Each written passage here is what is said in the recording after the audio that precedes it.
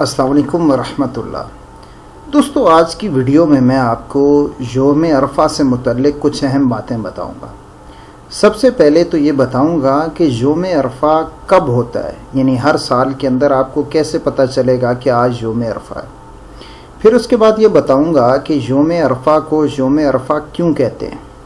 फिर इसके बाद हदीस मुबारका में यौम अरफा की जो फजीलत आई है वो बयान करूंगा, और यौम अरफा के दिन अगर कोई रोज़ा रखता है तो उसे कितना सवाब मिलता है। ये सब बातें इंशाअल्लाह मैं इसी वीडियो में बताऊंगा। तो चलें अपनी वीडियो को शुरू करते हैं, तवज्जो से सुने, इंशाअल्लाह आपको चीज़ें याद हो जाएंगी। सबसे पहले तो ये समझ लें कि यौम अरफा कब होता है। तो याद रखें, यौम अरफा ज़ुल्हिज्जा की 9वीं तारीख को कहते हैं। ज़ुल्हिज्जा इस्लामी महीनों में से है। इस्लामी महीनों के नामों पर मैंने एक मुकम्मल वीडियो बनाई है, वो 12 महीने और उनके नाम बितरतीब मैंने एक वीडियो में ज़िक्र किए हैं। उसे आप देख लें तो आपको पता चल जाएगा कि ज़ुल्हिज्जा इस्लामी कैलेंडर में कितने नंबर पर आता है। आगे बात करते हैं कि ज़ुल्हिज्जा यौम अरफा को अरफा कहने की वजह क्या है। तो अरफा का मतलब होता है जानने का दिन। तो इस दिन हज़रत आदम ने हज़रत हव्वा को जाना था, इस वजह से शायद इसे यौम अरफा कहते हैं। एक कौल ये है। दूसरा यह है कि इस दिन हज़रत जिब्रील अलैहिस्सलाम ने आकर हज़रत इब्राहीम को हज के मनासिक सिखाए थे और उन्होंने हज के मनासिक जान लिए थे, इसे इसलिए यौम अरफा कहते हैं। एक कौल यह है कि हज़रत इब्राहीम अलैहिस्सलाम ने जो ख्वाब देखा था कि हज़रत इस्माइल की को ज़बह कर रहे हैं, तो उन्हें शक था कि अल्लाह की तरफ से है या अल्लाह की तरफ से नहीं है। तो दूसरे दिन फिर यही ख्वाब आया तो उन्हें यकीन हो गया कि अल्लाह की तरफ से है। तो उन्होंने ये जान लिया था कि ये ख्वाब अल्लाह की वजह से तरफ से है, तो शायद इस वजह से इसे यौम अरफा कहते हैं।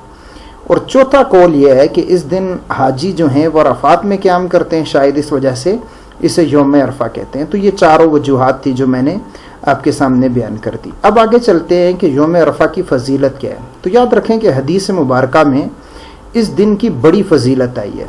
कौन कौन सी फजीलत है?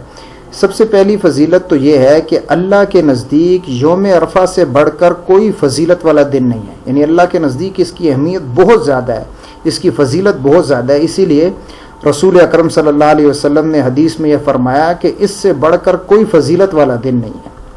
आगे देखें, एक हदीस शरीफ में है कि अल्लाह ताला यौम अरफा को सबसे ज़्यादा अपने बंदों को जहन्नम से आज़ाद फरमाता है।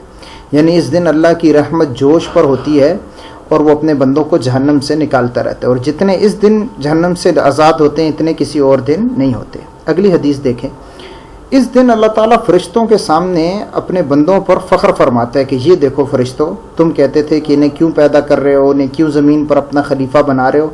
जी कहते थे, आज ये देखो। कैसे फ़ख्र फरमाते हैं कि अल्लाह ताला कहते हैं कि देखो इनके बाल बिखरे हुए हैं, गर्दो गुबार से अटे हुए हैं, ये धूप की तमाज़त भी सह रहे हैं, लेकिन फिर भी मेरी रहमत की तलाश में यहाँ आ गए हैं और मुझसे अपनी बख्शिश की दुआएं मांग रहे हैं।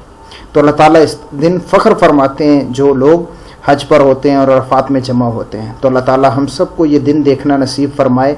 और इस दिन अल्लाह की रहमत बड़ी जोश पर होती है, हुजाज के लिए भी और जो हज पर नहीं होते उनके लिए भी। हदीस में है, देखें, अल्लाह ताला उस दिन हर उस शख्स की मग़फ़िरत फरमा देता है जिसके दिल में ज़र्रा बराबर भी ईमान हो। बस एक शर्त है कि उस दिन कोई अल्लाह से मग़फ़िरत तलब करके देखे। तो अगर हम अल्लाह से मग़फ़िरत तलब करेंगे उस दिन, तो इंशाअल्लाह अल्लाह ताला हमारी बख्शिश फरमा देगा। हम दुआ करते हैं सुबह यौम अरफा है कि अल्लाह उसके सदक़े हम सब की कामिल बख्शिश फरमा। और इस दिन कोशिश करें रोज़ा रखें ताकि आपका सारा दिन इबादत में गुजरे। इस दिन रोज़ा रखने की भी बड़ी फजीलत है। हदीस मुबारका में आता है, रसूल अकरम सल्लल्लाहु अलैहि वसल्लम ने फरमाया, मुझे अल्लाह की रहमत से उम्मीद है कि यौम अरफा के रोज़े की बरकत से अल्लाह ताला उस बंदे के गुज़िश्ता एक साल के और आइंदा एक साल के गुनाह भी माफ़ फरमा देगा। और एक हदीस में आता है कि जो यौम अरफा का रोज़ा रखेगा, अल्लाह ताला उसे लगातार 2 सालों के जो उसके गुनाह होंगे वो माफ़ फरमा देगा। फिर इसी तरीके से एक हदीस में है कि जो यौम अरफा का रोज़ा रखेगा तो ये इसी तरह है सवाब में कि जैसे उसने 1000 रोज़े रखे हों। तो इसलिए इस दिन का रोज़ा भी रखें, इस दिन में कसरत से अल्लाह से दुआएं भी मांगें और अपनी बख्शिश भी मांगें, बल्कि तमाम उम्मत मुसलिमा की बख्शिश मांगें। अल्लाह ताला इस दिन की बरकत से तमाम उम्मत मुसलिमा को बख्श दे। अगर ये दुआ मांगेंगे तो इंशाअल्लाह आपको दुनिया और आखिरत में इसका बहुत फ़ायदा होगा। ये वीडियो का अंदाज़ मैंने थोड़ा सा बेहतर करने की कोशिश की। इसके हवाले से बताएं कि ये अंदाज़ मुफीद है या नहीं। मिलेंगे अगली वीडियो में। अस्सलाम वालेकुम वरहमतुल्लाह।